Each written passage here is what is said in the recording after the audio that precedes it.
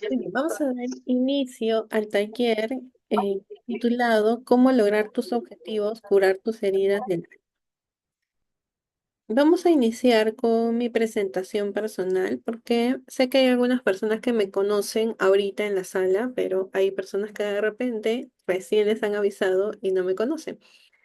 Mi nombre es Mari Padilla, yo soy psicóloga y también soy psicoterapeuta, acompañante en bioneuroemoción. Me certifiqué en Henry Corbera Institute, no sé si lo llegan a ubicar. Tiene esta técnica que es bioneuroemoción, que a través de un síntoma físico o una enfermedad o un problema de dificultad podemos encontrar el origen emocional. También soy numeróloga y terapeuta floral de Bach. Actualmente me estoy formando en terapia de esquemas, que es otro tipo de psicoterapia, adicional al que ya había estudiado antes, que es cognitivo-conductual. Me titulé como psicóloga desde 2006 y desde esa fecha vengo trabajando en desarrollo personal, tanto en el rubro organizacional, porque también he trabajado 10 años en el área de selección de personal y capacitación en una empresa, y también en el área clínica. Ahorita me estoy desempeñando en Zona de Luz, que está aquí. Me pueden ubicar en Instagram, en Facebook como Zona de Luz MP. Y me dedico a hacer talleres, por ejemplo, como ahora de psicología, hacer sesiones personalizadas, y también tengo lo que es la formación en numerología con un enfoque psicológico de autoconocimiento. Lo que vamos a ver hoy día en el taller es qué son las heridas del alma, ¿no? Porque de repente hemos escuchado el término, pero no sabemos con claridad a qué se refiere y por qué son importantes. También vamos a ver cuáles son las principales dificultades por las que atravesamos los seres humanos. Una cosa que es constante en la vida de una persona son las dificultades, ¿no? A veces pensamos que la vida ideal, así como nos han pintado en los cuentos de hadas, tiene que ser vivieron felices para siempre, ¿no? Sin problemas. Y eso no es real. Lo real es que todos vamos a atravesar dificultades siempre, eso es lo normal. Lo que tenemos que saber es tener los medios adecuados para afrontar esas dificultades, para superarlas, para sacar aprendizajes, lecciones y poder tener nuestra vida en la mayoría de lo posible sin dificultades, pero siempre van a aparecer. Hasta la persona, no sé, pues más elevada o más sana o que, no sé, pues que tenga un desarrollo súper bueno, igual tiene que atravesar dificultades porque es parte de la vida. Luego vamos a ver una parte de cómo lograr nuestros objetivos. Les voy a dar tres pasos, tres indicaciones para poder hacer, para empezar a hacerlo. Y luego vamos a ver una información complementaria de este taller. Muy bien, entonces vamos a empezar ahora. Yo he querido llamar al taller eh, ¿Cómo lograr tus objetivos? ¿Por qué? Porque muchas veces nosotros en nuestra vida diaria, cuando tenemos dificultades, ¿no? Estamos atravesando alguna dificultad, siempre pensamos que, o bueno, no siempre, ¿no? La mayoría de veces pensamos que el problema viene de afuera. Por ejemplo, si yo tengo un problema en mi trabajo, es porque mi jefe no me reconoce. Si tengo problemas con mi pareja no me entiende. Si tengo problemas con mis hijos, mis hermanos, algún familiar, es porque ellos son los problemáticos. O si tengo alguna dificultad me olvidé de un área. Si tengo dificultades, me voy a saltear para. En los estudios, me estaba comiendo en la parte de los estudios. Si tengo alguna dificultad en los estudios, también. No es porque la carrera es muy difícil o no es para mí. Pero cuando nosotros adoptamos o tomamos esa actitud, le estamos dando el poder de nuestra vida a esas personas o a esas situaciones. Cuando nosotros pensamos que la causa está afuera, nosotros no podemos hacer nada. Estamos como cediendo todo el poder a los demás. Y cuando nosotros empezamos a mirarnos hacia adentro y a tener una actitud más de que yo, ¿no? ¿Qué es lo que tengo de repente? Algo tengo que mejorar en mí. que puede hacer que esa situación que esté afuera mejore, tenemos el poder o el control en nuestras manos porque es que nosotros lo podemos hacer. Ahora yo lo puedo hacer, yo lo puedo mejorar. Entonces, voy a hacer un viaje de investigación interior, de conexión interior, para poder saber desde mí misma o mí mismo qué puedo mejorar en mí para que eso afuera cambie o mejore. Entonces comenzamos a tener el poder de nuestra vida. Y justamente a eso se refiere el taller de hoy día, ¿no? ¿Cómo lograr tus objetivos? No haciendo cosas externas, sino desde mí misma. ¿Qué puedo hacer para mejorar en mí de tal manera que esto me permita mejorar mis objetivos, mis resultados en mi vida diaria?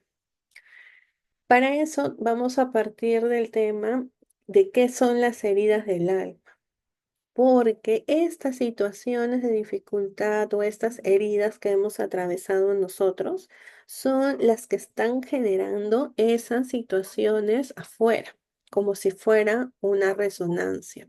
Y no es que vengan de afuera para mí, sino que yo las estoy generando. Entonces, ¿qué son las heridas del alma? También se conocen como heridas emocionales. Son experiencias psicológicas dolorosas que se viven en la infancia y que si no se manejan de manera adecuada, pueden impactar profundamente en el bienestar emocional de una persona. Estas heridas se generan cuando nosotros somos niños, somos pequeños. Algunas desde el nacimiento, desde la panza cuando estamos en la panza de la mamá, desde que somos bebés, infantes, adolescentes también. En todo ese proceso se van generando estas heridas. Cada herida tiene el potencial de crear patrones. Esto es lo más peligroso, digamos, ¿no? Que cada herida, cada situación de dificultad que nosotros hemos atravesado, no es que nos pasó y ya desapareció y quedó en el pasado como un feo recuerdo, un viejo recuerdo de eso y ya me olvidé y no existe y ya no influye. Eso es totalmente falso. Esa situación que se generó, genera un patrón de comportamiento. Se repercute en nuestro comportamiento. Y este comportamiento que tenemos generado por una herida emocional se repite a lo largo de nuestra vida. Y este patrón es el que está generando las dificultades en las diferentes áreas de nuestras vidas. Desde el lado positivo también ocurre, ¿no? Imagínense que en nuestra familia aprendimos valores, por ejemplo, el valor de la honestidad, ¿no? El respeto, la honestidad. Aprendimos un valor positivo, lo hemos practicado durante toda nuestra infancia, adolescencia y nuestra vida adultez. Vamos a ser honestos y responsables sin que nadie nos diga nada, porque en la infancia, la adolescencia es un periodo de aprendizaje tanto para aspectos positivos como para aspectos o comportamientos que no son tan positivos y que nos afectan en nuestra vida diaria. Entonces, estas heridas del alma vienen originadas por alguna situación de dificultad que se vivió en la infancia. Como es en la infancia, no la vamos a recordar. A veces no la vamos a recordar y a veces podemos sí tener recuerdos, pero muchas veces el mismo inconsciente trata de taparlo porque como son dolorosas, obviamente no las queremos recordar. Pero si las comenzamos a tapar y no las solucionamos, eso genera una dificultad en mi vida actual, como si fuera invisible, algo que no sé por qué me está pasando esto. No sé por qué siempre atraigo el mismo tipo de hombres. No sé por qué en mi trabajo no puedo ascender. No sé por qué siempre me pasa lo mismo. Entonces estamos con diferentes situaciones que se nos están repitiendo, repitiendo, repitiendo como si fuera una maldición, entre comillas, pero no es una maldición, es algo que nosotros tenemos que aprender a reconocer y superar. Vamos a ver o vamos a conocer cuatro áreas. No quiere decir que sean todas las áreas, son las áreas que vamos a ver hoy día, que es el área de la pareja, es el área de los estudios, el área del trabajo o el área de nuestras relaciones en general. Antes de continuar, si alguien tiene alguna pregunta, puede escribirle en el chat y yo reviso el chat y le voy contestando mientras vamos avanzando. Ok. alguna de estas áreas vamos a tener alguna dificultad, y me incluyo, ¿no? Porque todos somos humanos, entonces todos tenemos alguna dificultad en alguna área. A pesar de que yo soy psicóloga, tengo casi 19, casi 20 años voy a cumplir de haber terminado la carrera y con todos los estudios adicionales, igual tengo dificultades porque soy un ser humano y el camino de autodescubrimiento nunca termina. Entonces, todos estamos en la misma situación, buscando mejorar continuamente. Por ejemplo, en el área de pareja, ¿cuáles son los problemas más comunes que ocurren? Por ejemplo, personas que sus relaciones son de corta duración, ¿no? O sea, están unos meses y terminan, o de repente no hay estabilidad en la relación. Otra opción es que no encuentran a la pareja ideal, ¿no? Están con una persona de repente un tiempo más largo, pero luego se da cuenta que no es, ¿no? De que no es esa persona. Y si ya se casó, no le queda otra que continuar en la relación porque ya se casaron, pero siente que no se ha llenado completamente. También puede ser que hay relaciones tóxicas, ¿no? Muchas dificultades, peleas, conflictos constantemente con la pareja o que haya una dependencia hacia la pareja, una dependencia a la pareja. Son problemas comunes que existen.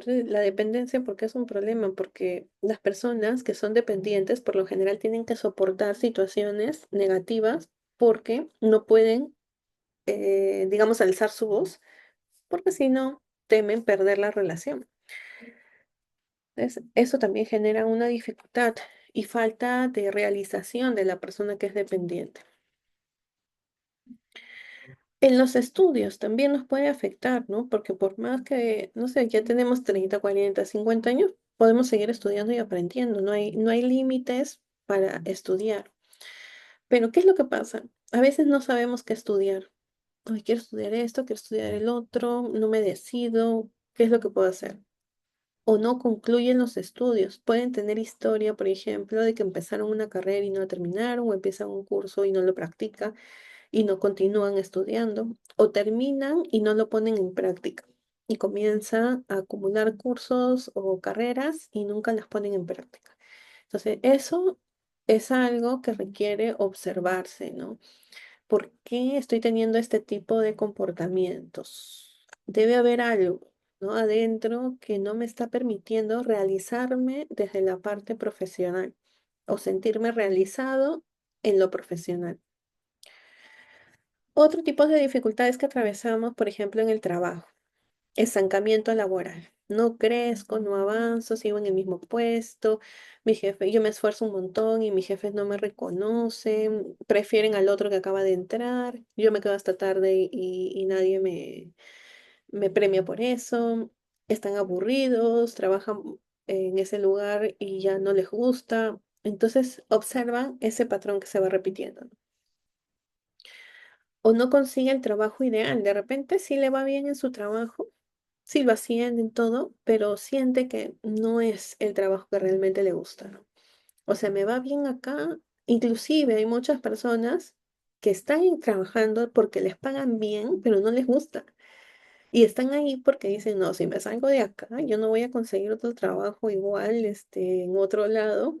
Y no, no, mejor me quedo. No importa que no me gusta, pero me pagan bien. Y también hay de ese tipo, que también obviamente no es lo más adecuado, porque imagínense una persona haciendo algo que no le gusta, eso genera insatisfacción personal.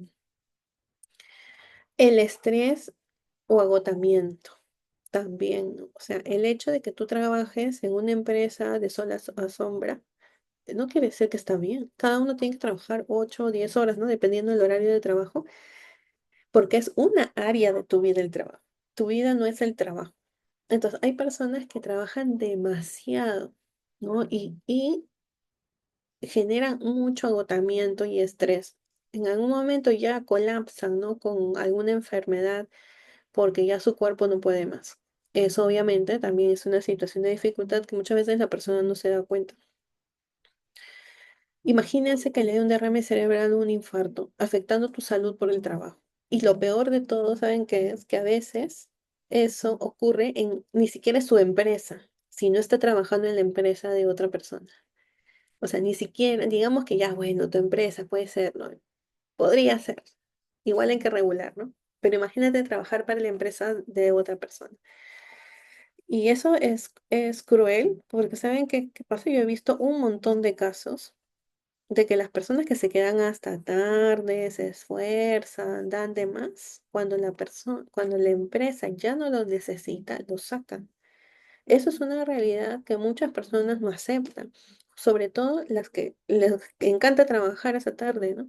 Cuando la empresa llega al punto de que ya no necesita tu puesto o ya no te necesita a ti, te sacan, porque es parte de la dinámica de las empresas. No es que la empresa sea mala, la empresa está pensando en su eficiencia y efectividad y cuando alguien ya no funciona, se sale. Lo sacan, es parte del sistema. Las empresas no tienen emociones, o de alguna manera, deberían, no deberían, pero no tienen. Entonces, a veces apoyan, ¿no? Pero por lo general, en la mayoría de las cosas, de los casos pasa eso. O por qué mi negocio no prospera, ¿no? ¿Por qué empiezo un negocio súper bien y de repente a medio camino me pasa algo, el contador me estafa, o me pasó algo y abajo el negocio, ¿no? O tengo años con el negocio y está estancado y no funciona. Y entonces comenzamos a pensar que algo malo nos han hecho, cuando en verdad hay algo interno también que tenemos que trabajar. Y en nuestras relaciones en general, dificultad para ser amigos, por ejemplo, hay personas que tienen poquitos conocidos o pocos amigos y las relaciones sociales también es parte importante de nuestra vida. La desconfianza, ¿no? Estar desconfiando constantemente de los demás también es una situación de dificultad porque no podemos vivir estar desconfiando de todo el mundo. De alguna manera tenemos que generar confianza. Conflicto con los hijos también u otros familiares. Entonces, acá hemos puesto la, la pareja, puede ser solteros, ¿no? Enamorados, solteros, casados, en general, ¿no? Todo tipo de pareja. Aquí es en las relaciones ya con los hijos, cuando las personas tienen hijos. También hay dificultades ahí con los hijos, con los hermanos, tal vez, ¿no? Y eso también requiere ser atendido. Entonces, de repente ustedes ya se están pensando cuál de estas dificultades tienen. Puede ser solo de la pareja o solo del trabajo. De repente hay dos áreas, tres áreas que están notando que tienen alguna dificultad y es normal que tengamos este tipo de dificultades porque no somos perfectos. Como les digo, el plus de esto es solucionar esos conflictos, ¿no? No que no sea una constante, sino que digo, ya, hasta ahora, 2025 todos estos conflictos y a partir de ahora empecé a hacer algo por mejorar esta situación. Yo empecé a hacer algo por mejorar esa situación, porque decimos, no, él tiene la culpa porque él es el que me habla mal, él es el explosivo o ella es la problemática, ella, pero ¿tú qué haces, no? ¿Qué hacemos? O en tu trabajo, en mi trabajo no me valoran, ¿no? Ya, pero ¿tú qué haces entonces? ¿Qué haces en un trabajo donde no te valoran? ¿Por qué estás ahí? Entonces, empezar a hacernos esas preguntas y también a veces las personas buscan trabajo y no encuentran trabajo y siguen ahí. Entonces, ahí hay algo como un ruido que tenemos que ver dentro de nosotros para ver cómo podemos hacer para mejorar. Lo que vamos a ver a continuación es que por áreas, cuáles son esas dificultades o conflictos que hemos tenido en la infancia. No los vamos a etiquetar como herida del abandono, del rechazo, porque esos son tipos de heridas, digamos, que se han popularizado o que se han difundido, pero que no tienen un sustento o que no están sustentadas de manera con una base psicológica, ¿no? Hay otros tipos no de heridas, sino de patrones emocionales que sí tienen un sustento y que en base a eso yo los voy a asociar ahora. Así que no vamos a etiquetar con ningún tipo de herida, porque seguramente ustedes han visto otros talleres, otras informaciones donde hay herida del abandono, del rechazo, ¿no? Ahora no lo vamos a ver desde ese punto de vista, sino vamos a ver qué es lo que debe haber pasado en la infancia de esta persona para que tenga este tipo de dificultad. Y ustedes van a ir identificando si eso les pasó o no les pasó. Vamos a ir primero con el área de la relación de pareja. no encuentran a la pareja ideal. ¿Qué es lo que le puede haber pasado a esta persona que actualmente tiene dificultades para encontrar a la pareja ideal? Durante la infancia tuvieron experiencias de abandono emocional, ya sea porque el papá y la mamá no estaban en casa. Puede ser abandono. Hay diferentes tipos de abandono, ¿no? Por ejemplo, papá y mamá trabajaban, no estaban en la casa. Eso el niño ya lo experimenta como un abandono. O lo dejan con el abuelito, la abuelita, alguien que lo cuide. Papá y mamá no estaban. Puede ser que el papá y la mamá o papá estaban en la casa, estaban ahí, lo atendían incluso, ¿no? Pueden haberlo atendido, le daban su comida, todo perfecto, pero no le daban afecto. Y eso ya es un abandono emocional. El niño necesita afecto, manifestaciones afectivas, que lo abracen, que lo cariñen, que conversen con él, que lo miren a los ojos. Ese tipo de acercamiento emocional necesita un niño. Y cuando los padres no le dan, y no es porque los padres sean malos, sino es porque tampoco han tenido esas habilidades, también se percibe como un abandono emocional. Entonces, ¿qué es lo que percibe el niño? El niño comienza a percibir de que se le atienden sus necesidades físicas, pero que no logra conectar con los padres. Conecta a través de las cosas cotidianas, ¿no? De la comida, la tarea del colegio, pero no hay más conexión.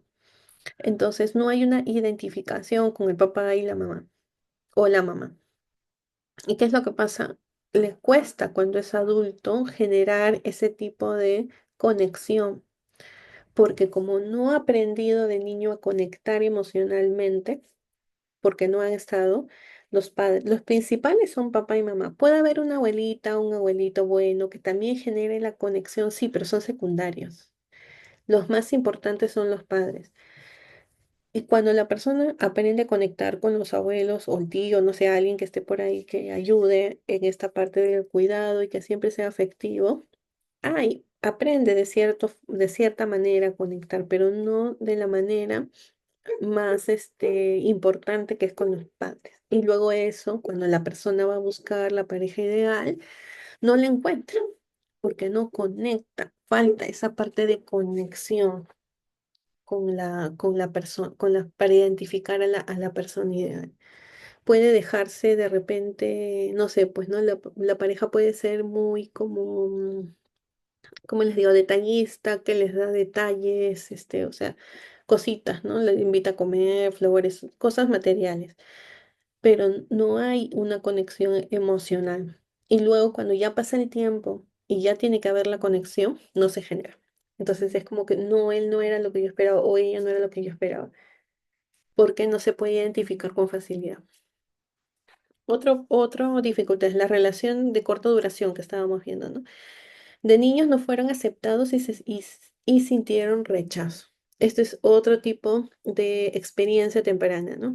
Que los niños son rechazados por algún motivo, porque nació mujer, porque nació hombre, porque nació con algún rasgo físico que no les gustó, porque, no sé, es el tercero, el cuarto, cualquier motivo, ¿no? El niño o la niña percibe rechazo de los padres. Entonces, crece con esto de que no soy aceptado. Y cuando es más grande, recrea conductas para ser rechazado. La misma persona que crece con este esquema de rechazo, más adelante genera situaciones para ser rechazado. Y las relaciones son cortas. Por ejemplo, sabe de que esta persona, no sé, pues no es buena y se enamora justo de esa persona. Porque sabe que en algún momento la van a rechazar. Inconscientemente, obviamente, todo lo que estamos hablando es de manera inconsciente, no es que lo haga a propósito. Realmente siente una atracción, porque cuando nosotros sentimos atracción no es consciente, es una atracción emocional, justo a la persona que no le conviene, justo a esa persona le atrae. Y lo que tiene que trabajar acá esta persona es la aceptación personal. Tiene que aceptarse a sí mismo primero, primero conocerse para aceptarse a sí mismo, de tal manera que cuando ya haya esta conexión de aceptación con uno mismo, pueda también aceptar a la otra persona. Relaciones dependientes. ¿Qué es lo que puede haber ocurrido? Que los padres sobreprotegieron de niños y generaron dependencias. Entonces los niños tienen que desarrollar su autonomía, su capacidad para hacer las cosas solos. ¿Qué es lo que sucede? Que cuando son niños, los padres a veces son muy sobreprotectores o les dan todo, o de repente el niño está enfermo y le dan todo, y le dan y no dejan que el niño se desarrolle su autonomía e independencia. Entonces el niño aprende a recibir todo que le den. Cuando tienen más grandes, adultos, y tienen una pareja, quiere que la pareja le dé porque está acostumbrado a eso, a que siempre le estén dando, que le apoyen y se vuelven dependientes. Generalmente van a traer a una pareja que sea más dominante y para depender de esta persona. Y relaciones tóxicas percibieron conflictos entre los padres de infancia. Esa dinámica de conflicto, ¿no? Que se peleaban, habían dificultades. Eso se aprende, el niño aprende. Puede aprender a ser la víctima o el victimario. Los niños van aprendiendo. Entonces, si aprende el rol de víctima, va a traer personas que sean los victimarios, ¿no? Y si aprende el rol de victimario, atrae personas víctimas y perpetúa la misma situación y la vuelve a repetir más adelante. Entonces, si ustedes se sienten identificados con alguna de estas situaciones, fíjense si coincide con esta parte, es una opción, hay muchos más, ¿no? De repente dicen, ah, no, a mí no me pasó eso. Puede ser que tenga otro tipo de experiencia. Esto estamos haciendo un resumen ahora para identificar qué situaciones de mi niñez pueden haber generado este tipo de problemas actuales. Lo más importante es reconocer, darse cuenta. Ese es el primer paso y ese es el paso más importante, el darnos cuenta, porque cuando ya es consciente, ya lo puedo trabajar. Entonces pueden ahí comentar de repente en el chat si se sienten identificados con algunos de estos patrones, situaciones si son conscientes. De repente ahorita se acaban de dar cuenta y dicen, oye, sí, no, esto me está pasando o puede ser que coincida conmigo. Vamos a ver ahora en los estudios. Hay muchas personas, y yo lo he colocado porque atiendo personas y también dicto clases, ¿no? Entonces, a mis alumnas también, obviamente, algunas de ellas hablan un poco más o me cuentan un poco más acerca de sus historias y hay bastantes alumnas que estudian y que luego no ejercen lo que están estudiando, ¿no? O sea, no lo ponen en práctica. Y a pesar de que pueden ser muy buenos, ser muy hábiles, no lo hacen, ¿no? Entonces, algo está pasando ahí. Y eso también tiene que ver con una herida del alma que tenemos que sanar, porque también tenemos que sentirnos realizados en nuestros estudios, en lo que sabemos. Los estudios están relacionados luego con los talentos. Y cuando hablamos del propósito de vida, el propósito de vida, lo que hacemos para los demás y también para realizarnos, tiene que ver mucho con los estudios. O estudiamos en función a lo que queremos hacer también, ¿no? Entonces, ¿qué es lo que pasa? Si nos bloqueamos en esta área del estudio, vamos a sentir que nos está faltando ese sentido de propósito en la vida también.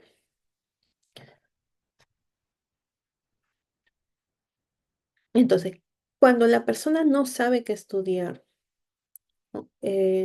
Está así, estudia esto, estudia el otro, qué es lo que no se decide, hay mucha confusión. Puede ser que durante la infancia su opinión no fue tomada en cuenta, solo obedecía, ¿no? Padres más autoritarios que cuando el niño quería hablar, decían, no, tu opinión no, o tú eres niño, o no molestes, ¿no? O lo callaban, no lo tomaban en cuenta. Entonces, crece con esa idea de que mi opinión no es importante y lo que digan mis padres es lo más importante. Otra cosa que también hay que tener en cuenta es el temperamento. Hay personas que son más pasivas de temperamento. ¿Qué es temperamento? Es mi rasgo de nacimiento con el que yo he heredado, con el que yo he nacido. Lo he heredado. Si ustedes se dan cuenta, los bebitos no todos los bebitos son iguales. Hay unos bebitos más llorones, otros más tranquilitos, otros duermen, otros van cambiando su temperamento de los bebés. Así han nacido. Entonces, vamos a dividir en dos grupos. Hay más, ¿no? Los de temperamento más pasivos, tranquilos, y los más activos. Entonces, cuando un niño es más pasivo y su opinión no es tomada en cuenta, ¿qué es lo que pasa? Se comienza a callar y pensar que lo que quiere decir no está bien y que hay que obedecer a los adultos o hay que obedecer a otra persona. Y comienza a depender también del otro para tomar decisiones. Este es para tomar decisiones porque se siente inseguro. Y de los otros, que son más activos, más rebeldes, cuando no son escuchados, más bien se vuelven un poco más rebeldes, ¿no? Un poco más como inclusive es hasta agresivos, ¿no? Ahí hay que revisar cada caso. Entonces, también, ¿no? Se vuelven como rebeldes y ya no quieren estudiar. En ambos casos, no estudian. Otro grupo de personas de repente empezaron a estudiar algo y no terminan. Acá hay algo importante porque hay un esquema mental que la mayoría tenemos y que tenemos que revisar en qué parte está, que es el esquema del fracaso. A veces pensamos que no lo tenemos, pero sí está en algún lado. Cuando la persona no puede terminar sus estudios es porque tiene este esquema, ¿no? De que lo que hace no está bien o se va a malograr en algún momento. No sé si han escuchado esta frase, ¿no? No te rías tanto porque algo malo va a pasar, ¿no? Entonces, esa frase es muy común, ¿no? Ay, no, ya me estoy riendo mucho, seguramente que algo malo va a pasar. ¿Por qué? Porque no podemos, o nuestra mente piensa de que si todo me va bien, algo malo tiene que pasar. Y pasa, ¿no? Es como una profecía autocumplida. Nos autosaboteamos. Entonces, eso también influye en los estudios. Eso es por un lado, y por otro lado, falta de disciplina. El niño no fue formado. Entonces, el niño hacía lo que quería, no había reglas. Cuando crece y ya está en un ambiente de estudio o trabajo, tiene dificultades y no termina por falta de disciplina o por exceso de dependencia también. Entonces dice, ay, ¿para qué voy a estudiar si mi papá o mi mamá o fulano siempre va a ver por mí? Entonces ya no estudio. Y comienzan a dejarse porque están dependiendo de alguien. Y terminar y no poner en práctica, que es lo común, ¿no? También se refuerzan esquemas de dependencia y fracaso, ¿no? Creen que no son capaces de hacerlo. Ya lo terminé, ya todo, tengo mi título, todo, todo, todo, pero, uy, no, ahora no voy a poder hacerlo. O no, todavía me falta estudiar esto. Entonces ponen como un pretexto para no enfrentar, porque ahí lo que tienen que hacer es enfrentar, empezar a hacer, empezar a practicar. No vamos a ser perfectos desde el inicio, ¿no? Eso se va perfeccionando. Entonces, estos tipos de esquemas también pueden influir en tu capacidad para poder terminar. Inclusive pueden haber terminado, inclusive el esquema de fracaso, por ejemplo, puede hacer que la persona termine, pero cuando ya terminó, ahí nomás se queda, no avanza. En el trabajo. En el trabajo también podemos experimentar diferentes situaciones, ¿no? Como el estancamiento laboral. ¿Qué es lo que pasa cuando nos estancamos? Hay un autosabotaje a través de metas inalcanzables. De repente te estás proponiendo, no sé, ser gerente general, por decir un ejemplo, ¿no? Y eres analista. Entonces es como que te pones una meta tan alta y quieres llegar ya, ¿no? O sea, quieres, no sé, pues en 3 años o no menos, en 2 años ya ser gerente, ¿no? Poner un ejemplo extremo. O quiere ascender lo más rápido posible. ¿Y qué es lo que pasa? Eso es un autosabotaje, porque a veces nos ponemos metas tan difíciles de alcanzar. No es que sean imposibles, sino es que es el corto tiempo. Tú puedes ser gerente, sí, pero en 10 años, no en 2. Entonces la persona siente que, uy, no, ya en 6 meses tengo que ascender y se desespera, ¿no? Uy, no he ascendido en 6 meses, ¿qué está pasando? No, no, no tengo que, me estoy estancando. Entonces comienza a haber una desesperación por crecer. Entonces tienes que ver si el estancamiento que tú estás percibiendo es porque te estás poniendo metas muy rápidas y quieres ya avanzar a pasos agigantados. Tal vez porque viste que alguien lo hizo y te estás comparando.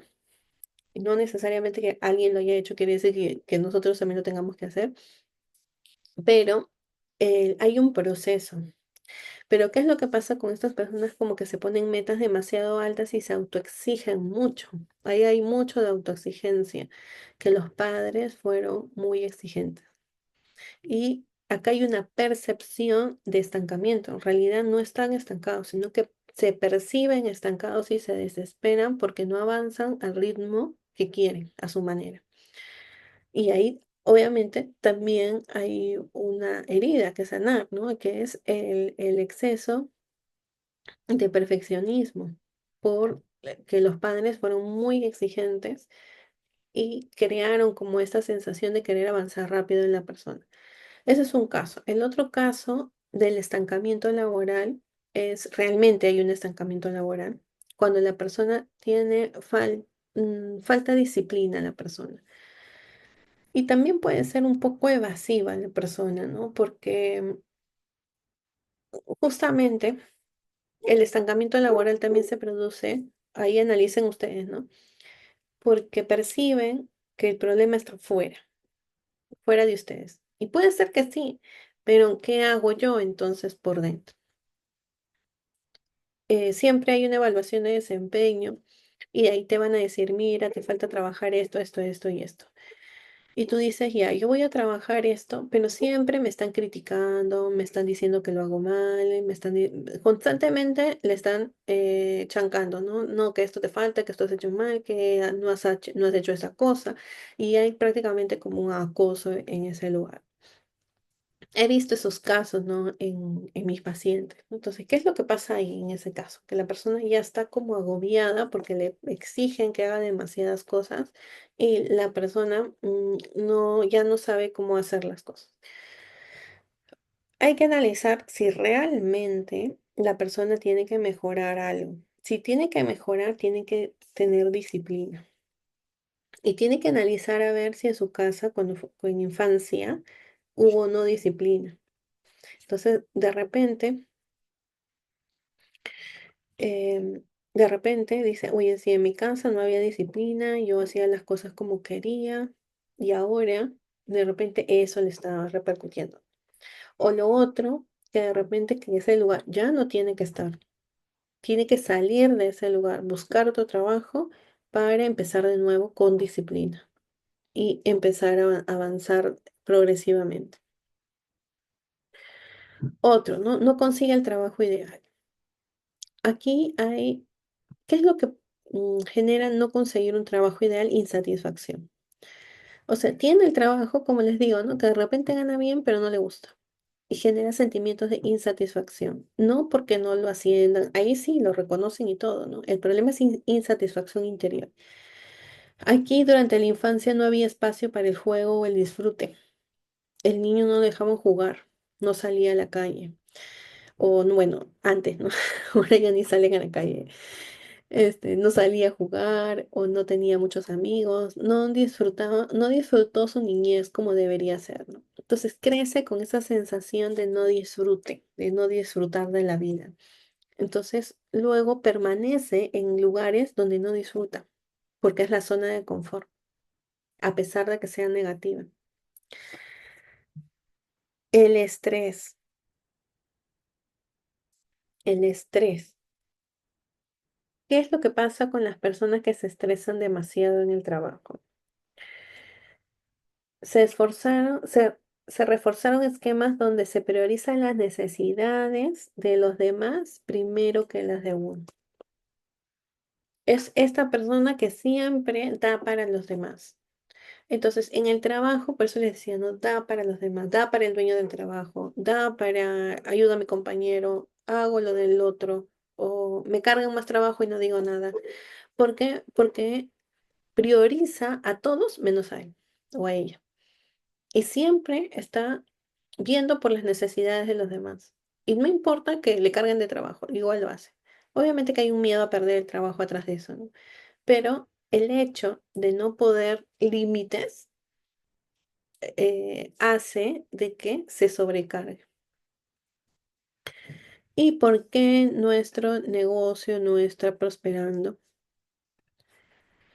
Porque hay esquemas de fracaso e incompetencia. No es que seas incompetente, es que el esquema así se llama.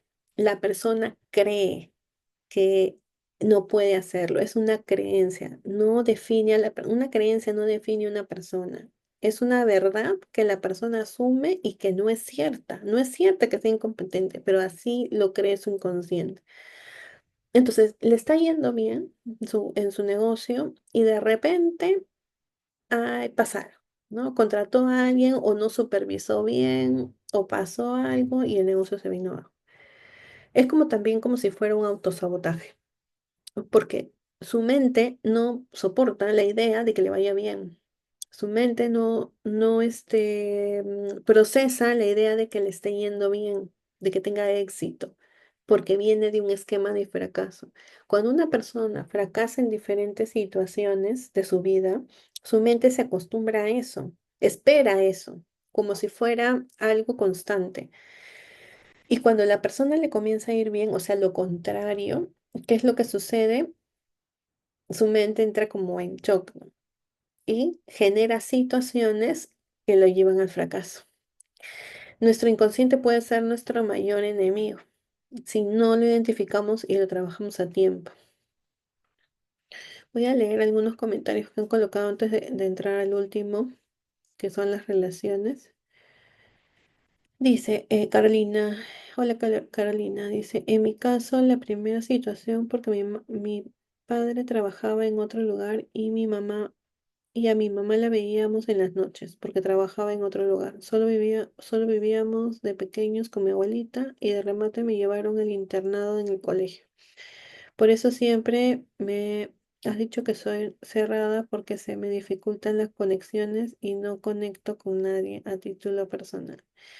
Claro, ahí falta el tema de la conexión, ¿no? Gracias, Carolina, por contarnos tu experiencia. Rocío dice, ¿se puede corregir ese tipo de dificultades en adultos de los 21? Claro, desde siempre. En todo momento, nuestro cerebro es plástico, se puede modificar. Estas creencias se pueden ir modificando. No son una sentencia, las podemos cambiar felizmente. Para eso estamos los psicólogos, ese es nuestro trabajo. Todo se puede cambiar y mejorar.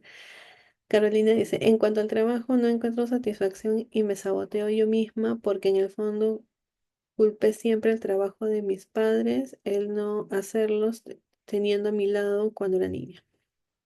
O claro, ahí, ¿no? El trabajo sería como algo negativo porque se llevaba a tus papás. Entonces hay una percepción negativa del trabajo. Por eso de repente insatisfacción desde ese punto de vista.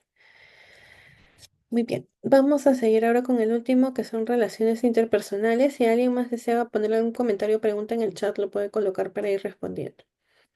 En nuestras relaciones interpersonales, a veces personas con dificultades para ser amigos. ¿Cuál es el problema? Digamos, ay, no, pero que no tengamos amigos no hay problema, ¿no?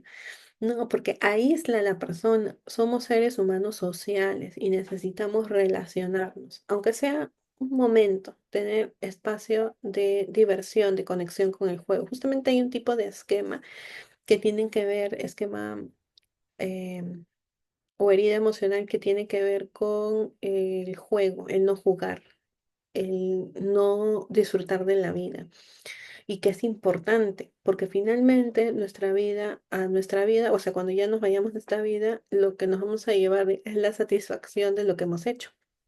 Y si no hemos disfrutado de la vida, es como si hubiéramos pasado y en vez de disfrutar, hicimos otras cosas. Y por eso es importante la parte social. No es lo más importante, no quiere decir que tiene que ser lo más importante, pero sí es importante. Entonces, cuando una persona tiene dificultad para ser amigos, durante la infancia tuvieron pocos espacios para la socialización y poco contacto afectivo también. Algo parecido como con los padres, ¿no? no solamente afecta en la pareja, sino también en las relaciones sociales. Las personas que les cuesta generar conexión con los demás es por eso, porque hay esta dificultad primaria desde bebé de generar conexión con los padres. Y el poco espacio de juego de socialización también dificulta que la persona aprenda. Es un aprendizaje. Hacer amigos es aprendizaje. No bueno, en cierta parte puede ser un poco natural de los seres humanos, pero más es por aprendizaje el hacer amigos. La desconfianza. De niño percibieron situaciones de injusticia o se dejaban influenciar fácilmente. Entonces, si, por ejemplo, ¿no? Los padres le decían, no, no confías en él o no confías en ella. Entonces, los padres constantemente le decían al niño que no confíe, que tenga cuidado, que entonces el niño crece con eso. Y finalmente, cuando es grande, ya no confía en los demás y le genera dificultades para eso. Hay una percepción de que constantemente le quieren hacer daño y eso también es otro tipo de herida, ¿no? El no poder confiar en los demás. Y conflictos con los hijos o familiares. Eso también es común, porque generalmente nuestros conflictos se dan más en nuestras relaciones interpersonales. Acá hay dos puntos importantes que quiero enfatizar, ¿no? La diferencia de temperamentos. Lo que les decía hace un rato, ¿no? ¿Qué pasa si yo soy de temperamento pasivo como mamá? Imagínense, una mamá de temperamento más pasivo, calmado, y mi hijo salió con un temperamento más activo. La mamá, a todos los niños hay que ponerles límites, pero los niños que son más activos, hay que ponerle más límites todavía. Y si tenemos una mamá pasiva, imagínense el niño no va a poder generar o no va a tener, digamos, la suficiente fuerza solo la mamá de generar esos límites con el hijo y el hijo se puede empezar a salir de las normas y reglas. Una dinámica, otra dinámica, la mamá empoderada, ¿no? Una mamá empoderada y el hijo más pasivo, dependiente. ¿Qué es lo que sucede ahí? Hay mucha imposición, ¿no? Y el niño se calla, no dice nada y crece con un temperamento mucho más dependiente y ahí también se refuerza lo que es el fracaso, ¿no? Porque no lo dejan avanzar o le ponen metas demasiado altas que el niño no puede cumplir y luego se genera ese esquema del fracaso. Entonces, esa diferencia en los temperamentos es lo que comienza a generar las dificultades con los hijos, o también entre hermanos, también puede pasar, ¿no? Y ahí es donde tenemos que hacer una autoconciencia para ver, oye, sí, ¿no? De repente yo no le puse los límites a mi hijo y el esposo tampoco, y el hijo se pasó, ¿no? Se fue ya. Y hay que empezar de cero. Hay que empezar a ponerle límites. ¿Puede empezar a poner límites cuando son adultos? Sí, sí, pero ya de adultos, el hijo ya se va a vivir para otro sitio, ¿no? Y ya llevó eso de no tener límites al lugar de trabajo, a los estudios, y comienza a generar ahora dificultades desde ese lado. Pero se puede empezar, sí, en algún momento se puede empezar a poner los límites. O al revés, ¿no? Si te das cuenta que de repente fuiste muy impositiva con tu hijo y obviamente de buena intención, ¿no? No es por, por mal, pero tal vez tienes un hijo más dependiente. Y eso también puede generar dificultades, ¿no? Y lo otro que es falta de empatía, justo tiene que ver con eso, ¿no? Que a veces las personas no se ponen en el lugar del otro, no nos ponemos en el lugar del otro. Y eso disminuye un montón los conflictos con las relaciones. Porque si tú te pones en el lugar del otro y entiendes un poco desde su esquema, desde su historia personal, por qué esa persona actúa de esa manera, tú la vas a empezar a ver de otra forma y hasta lo vas a comprender más y eso no le da permiso al otro para ir sobre ti, ¿no? El entender al otro y comprender por qué hace las cosas tampoco quiere decir que tú vas a dejar que haga contigo lo que quiera. Es para poner límites también, pero al menos ya lo entiendes y ya no generas resentimiento, pero sí hay que poner límites con las otras personas. Cuando hay falta de límites se pone. Y cuando hay un exceso de límites también hay que bajar un poco la guardia. Bien, entonces, son algunas situaciones de la infancia por las que hemos podido pasar como una etapa formativa en nuestra infancia que han hecho generar como que estos esquemas en nosotros, estas heridas emocionales, y que luego se forman, se perpetúan y se comienzan a replicar en la vida adulta. Cuando nosotros encontramos esa dificultad, hemos identificado y empezamos a trabajar en esas dificultades, estos esquemas se modifican. Estas heridas se van sanando, se van curando, no van a desaparecer, simplemente vas a poder trabajarlas mejor. A ver, Iliana dice, no me gusta estar rodeada de mucha gente y me es difícil hacer amistades. E irónicamente por mi trabajo tengo que estar rodeada de personas. Ok. Entonces ahí tienes que identificar, por ejemplo, esto, ¿no? Si te resuena esta parte, o también puede ser por desconfianza. El hecho de no estar rodeada de gente, pero más va, o sea, no conozco tu historia, pero podría ir más por el primer punto, ¿no? Acuérdense que puede ser que papá y mamá estuvieron presentes, ¿ah?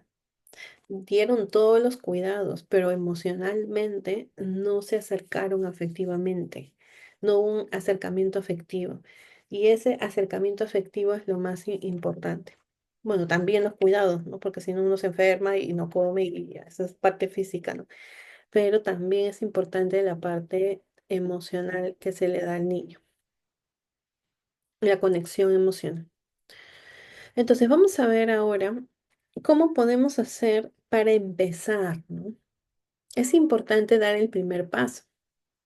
Si no damos el primer paso, no vamos a generar ningún cambio. Entonces, yo les voy a proponer acá tres pautas que tienen que empezar a hacer, empezar a trabajar para empezar a modificar. El proceso de cambio no es rápido. Cuando a veces a ustedes les digan, ¿no? Uy, vienes a un taller de un día, por ejemplo, full day, y acá te vas a renovar, te vas a cambiar, vas a salir a otra persona, eso es falso. ¿Por qué? Porque el cambio demora. Por un tema inclusive de estructura cerebral demora. A tu mente no puedes meterle un chip como este del celular que le metes para que se salga el chip, ¿no? No es que tú metas algo, saques un chip y le pongas otra a otra persona y la persona cambió la vida. Eso es falso. Inclusive lo que podría asemejarse, que podrían ser de repente terapias de autosugestión, demoran en hacer efecto, pero son efectos negativos porque podrías estar cambiando o autosugestionando a la persona a hacer algo negativo y eso hay que tener cuidado con eso. Entonces, cualquier proceso de terapia que ustedes le digan, no sé, en un día vas a cambiar o una semana o en este taller vas a cambiar tu vida, eso es mentira. Pueden empezar, sí, tener herramientas, pero es un proceso que demora meses, años a veces, el cambio, pero es progresivo, ¿no? Tú vas viendo mejoras. Vas viendo que vas enfrentando tus dificultades y vas mejorando de a pocos, vas avanzando, vas creciendo y teniendo de repente nuevas experiencias que antes no tenías por esas limitaciones. Y vas creciendo y mejorando y avanzando a lo largo del tiempo como un proceso evolutivo. Para cambiar nuestra estructura cerebral, es como, imagínense como si las neuronas estuvieran agrupadas así en un esquema, ¿no? Así. Luego, este esquema se tiene que soltar para formar otro. Eso no es fácil hacer en una estructura cerebral, demora tiempo. Con la práctica, esto se va soltando y con la práctica, este se va formando. El nuevo esquema se va formando. Este se va soltando, este se va formando. Cuando este agarró fuerza y se formó, este recién termina de soltar. Entonces, a nivel de estructura del cerebro requiere tiempo, hay que tener paciencia, no hay ningún cambio que sea de un día para otro. Cuando hay un cambio de un día para otro, cuando ocurre un trauma, un suceso traumático en la vida de una persona, eso genera un cambio brusco a nivel de la estructura y por eso genera todo un conflicto a lo largo en la persona. Es como si le remecieran todo porque ha habido un trauma, un choque un cambio totalmente abrupto en la vida de la persona. Y eso es otra cosa, ¿no? Es una situación traumática que luego del trauma, hay que empezar a reordenar todo lo que ha sucedido. Esos son cambios, por ejemplo, de la noche a la mañana. y eso no puede ocurrir en la vida de una persona. Tiene que ocurrir despacio, paulatinamente, hasta que por fin se llegue a integrar lo nuevo. Entonces, ¿qué es lo que van a empezar a hacer para empezar el cambio? Primero, identificar. ¿Cuál es la situación de tu infancia que estaría interfiriendo en el logro de tus objetivos de acuerdo a lo que hemos visto hoy? ¿No? Entonces, revisa. Ahora les voy a colocar la presentación en el chat para que la puedan tener y ahí van identificando. A ver acá cuál es, cuál es. Lo primero es identificar. Identifican, hay varias, una, dos, tres, la que ustedes consideren. Luego hay que tomar acción. Las cosas no cambian porque hice algo mágico y de repente toda mi vida se transformó. Eso tampoco existe. Tenemos que hacer. Para que algo suceda, tenemos que hacer. Entonces, tenemos que empezar a tomar acción. Por lo general, nuestros patrones, nuestras heridas, nuestros esquemas tienen diferentes nombres, se repiten porque evitamos hacer lo contrario. Es como, por ejemplo, vamos a poner em, un ejemplo. A ver, con la pareja. ¿Qué pasa si constantemente tengo conflictos con mi pareja, ¿no? Tengo mi pareja y constantemente nos estamos peleando, peleando, peleando, peleando. Entonces, ese es el patrón. La pelea, la pelea, la pelea, la pelea. ¿Qué es lo que tenemos que hacer? Tenemos que empezar a hacer algo diferente. Cuando tú sientas que ya te vas a pelear, porque tú eres la persona consciente, no, acuérdate, ¿no? El otro puede estar mal, pero tú eres la consciente. Y le tienes que decir, mira, siempre nos estamos peleando. ¿Por qué no empezamos a resolver nuestros conflictos de otra manera? Hay que enfrentar la situación y tal vez van a tener que reconocer que hay cosas que mejorar de cada uno y empezar a hacerlo. Esa es la única manera de solucionar ese problema. No es que uno de ellos vaya a cambiar milagrosamente y eso se va a solucionar. Si ninguno cambia, ese conflicto se va a volver tan grande en algún momento que finalmente eso se termina rompiendo por la tensión que hay allá adentro, ¿no? Entonces, si tú sigues haciendo lo mismo, vas a tener los mismos resultados. Entonces, identifica cuál de estas situaciones tienes dificultad y fíjate en una acción, tiene que ser la acción pequeña. No podemos poner una acción grande porque no la vamos a hacer. Tiene que ser algo pequeño. Por ejemplo, si me falta disciplina de repente en mi trabajo, ya me di cuenta, hoy sí, me falta disciplina, de repente si me disciplino podría mejorar. Entonces comienzo a organizarme en el trabajo y comienzo a hacer mi trabajo más ordenado, más organizado. Y cuando empiezo a ordenarme y organizarme, voy a ver que voy a tener mejores resultados. Y cuando ya me organicé y ya esa parte la tenga como check, empiezo con otra actividad. Por ejemplo, en los estudios, ¿no? ¿Qué pasa si ya terminé de estudiar algo y no lo pongo en práctica? Tengo que ponerlo en práctica. Entonces voy, le digo, oye, mire, he estudiado esto, o comienzo a buscar trabajo de ese tema. Y comienzo a hacer cosas que antes no he hecho, para ir reforzando poco a poco, lentamente, esa nueva conducta que luego me ayude a sacar la anterior. Esa es la toma de acción y finalmente el reforzar, hacerlo todos los días hasta que te acostumbres a la nueva actividad que estás haciendo. Continúa realizando la actividad hasta que te familiarices con ella. Luego inicias con otra actividad que antes te limitaba. Eso es un inicio, sí. Eso es un avance, sí. Es algo con lo que puedes empezar a cambiar o empezar a lograr tus objetivos.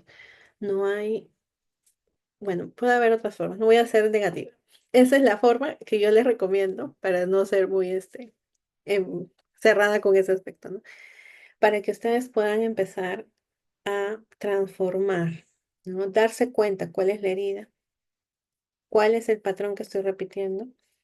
Empiezo a hacer algo nuevo que antes no he hecho y lo repito todos los días hasta que por fin me ayude a superar esa situación. Bien, ¿tienen alguna pregunta? A ver si me pueden comentar aquí.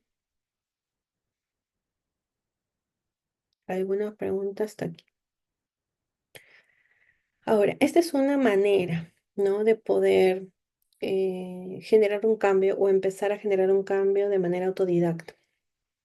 Pero también ahora les quiero comentar que voy a pasar a continuación a la siguiente lámina, que estoy realizando o voy a realizar un taller en marzo que tiene que ver justamente con este tema, entrar más a fondo, entrar más a fondo al tema de curar las heridas del alma a través de un taller. Entonces le voy a compartir información de ese taller. Pueden dejar sus comentarios o sus preguntas en el chat para poder responder. ¿Cuáles son los beneficios de este nuevo taller virtual que se va a abrir? El taller se llama Cura tus heridas del alma. El costo al que va a estar es un costo accesible. ¿Por qué? Porque cada sesión de psicoterapia, cuando ustedes van a buscar un psicoterapeuta, siempre todo psicoterapeuta es un psicólogo o un psiquiatra que ha hecho estudios adicionales, ¿no? Cuando el psicólogo sale de la universidad, en las carreras, al menos en San Marcos donde yo estudié, son 6 años, 5 años de estudios más uno de internado. Cuando sales de la carrera de psicología, sales solamente como psicólogo general, ¿no? Y luego te tienes que especializar. Entonces, la psicoterapia es una especialización que dura 2 años más. Entonces, cuando una persona es psicoterapeuta, estás con ante un psicólogo, un psiquiatra también puede ser, que ha estudiado adicional. Y esa técnica de psicoterapia va enfocada, son diferentes tipos de psicoterapia, va enfocada a resolver un problema específico. Por eso, el valor digamos, de las sesiones de un psicoterapeuta es mucho mayor y valen más de 100 soles. Un psicólogo puede de repente variar, pero al menos las sesiones de psicoterapia son costosas. Y en este programa vas a poder acceder a un acompañamiento profesional por un valor mucho menor de eso. En el taller virtual que vamos a hacer, Cura tus heridas del alma, porque vamos a tener técnicas de psicoterapia que las vamos a tratar dentro del taller. El taller cuenta con las mismas técnicas de psicoterapia individual que se ven en una psicoterapia individual, pero aplicada a una dinámica de grupo. La metodología que vamos a utilizar, primero les voy a brindar un contenido teórico corto del tema, porque también en psicoterapia se educa. Cuando tú entras a la sesión de psicoterapia, se te explica, así como te estaba explicando hace un ratito, una parte para que sepas por qué estás haciendo lo que vas a hacer, ¿no? Entonces, en el taller hacemos una primera parte teórica y luego hacemos práctica. Aquí en el mismo taller vamos a hacer la práctica durante la misma sesión grupal que vamos a tener. Y también el taller incluye material práctico. Vamos a grabar solo la primera parte teórica, porque la parte ya de práctica es más personal, ¿no? Eso no se graba. Y luego, ¿para qué vamos a grabar la parte teórica? Para que luego la puedan revisar si la quieren volver a ver. Y también el taller incluye un cuaderno de trabajo para las sesiones prácticas. Entonces, en este taller que vamos a tener, va a tener una duración de 10 sesiones. Son 10 sesiones en vivo por Zoom, como estamos haciendo ahorita. Las fechas son estas de acá, el 18, 25 de marzo, todas estas fechas que están aquí, que son los días martes, y el horario es de 8 a 9 y media. En las 5 primeras sesiones, de las 10 sesiones, vamos a tener una inmersión. Vamos a aprender todo lo que son heridas del alma ya a detalle, ¿no? Cuáles son, y vamos a hacer ahí toma de conciencia de cuáles son las que tengo más presentes, cuál es el origen de lo que hemos visto ahora, pero más a detalle en función a lo que vamos a ver en las heridas, el impacto actual, cómo te está impactando ya de forma un poco más detallada, cómo estás repitiendo o qué patrones estás repitiendo. O sea, es personalizado, cada uno va a saber cómo me está impactando a mí, cómo estoy repitiendo el patrón, cada uno va a hacer un trabajo personal y eso se va a ir supervisando en el taller. Y el miedo, vamos a entender cómo el miedo, que es una emoción, es un factor clave que también interfiere o que fomenta más que todo las dificultades. Y luego en las 5 sesiones, todas estas tienen sesiones prácticas. Mientras vamos pasando el tema, hacemos práctica, teoría y van a empezar a generar este cambio, ¿no? Cambio en lo que les estaba comentando, ¿no? Dándonos cuenta, identificando, indagando más, teniendo más claras las cosas, empezamos a generar el cambio. Y en las 5 últimas sesiones ya empieza la transformación. Vamos a ver cómo vamos a hacer para mantener una nueva conducta. Vamos a tener una gestión más saludable de las emociones. Vamos a trascender cómo se trascienden las heridas. ¿Qué es lo que tenemos que hacer para ir trascendiendo? Vamos a aprender a transformar lo que es el dolor emocional, que es la huella emocional, ¿no? Porque cuando recordamos la situación hay un dolor y muchas veces ese dolor es lo que impide el acercamiento a esa herida. Y vamos a terminar con motivación y propósito de vida, porque todo esto finalmente lo vamos a aterrizar como en para qué, ¿no? ¿Para qué estás haciendo esto? ¿Hacia dónde quieres ir? Y vamos a finalmente encuadrar todo esto en un sentido de propósito, de decir, sí, esto sé que me pasa, ya sé cómo transformarlo y me voy por estas metas. Quiero llegar hasta este punto, ya sé cómo lo voy a hacer y te vas preparada o preparado y listo con todas las herramientas para que sigas avanzando, porque son 10 semanas de acompañamiento y luego ya cada uno continúa, pero hay un antes y un después, ¿no? Cuando entras sin saber nada y cuando sales habiendo aprendido, teniendo las técnicas, las herramientas y saber cómo hacerlo para que con estas herramientas, como si tuvieras un kit de herramientas para luego aplicarlo en la vida. Y cuando venga alguna situación de dificultad, ya sabes qué hacer en esos casos y cómo actuar. Bien, voy a ir respondiendo algunas preguntas que estoy viendo acá en el chat. Les voy poniendo acá esta parte de mis redes sociales para que me vayan siguiendo de repente las personas que no, que no me conocen, que es la primera vez, me puedan seguir por mis redes sociales o escribirme al WhatsApp, ¿no? Iliana dice que sí identificó, mi problema es que mis padres fueron ausentes, ¿no? Y exigentes también. Esos son dos, ¿no? Dos tipos de esquemas ahí. Ahí lo que tienes que empezar a hacer es una conexión contigo misma.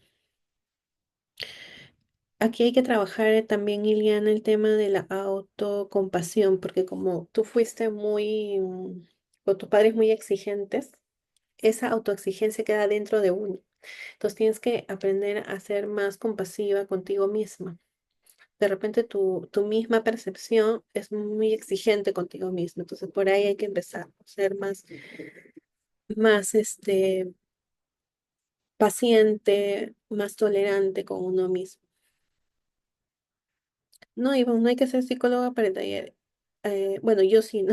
La que lo va a dictar sí, tiene que ser psicóloga, psicoterapeuta.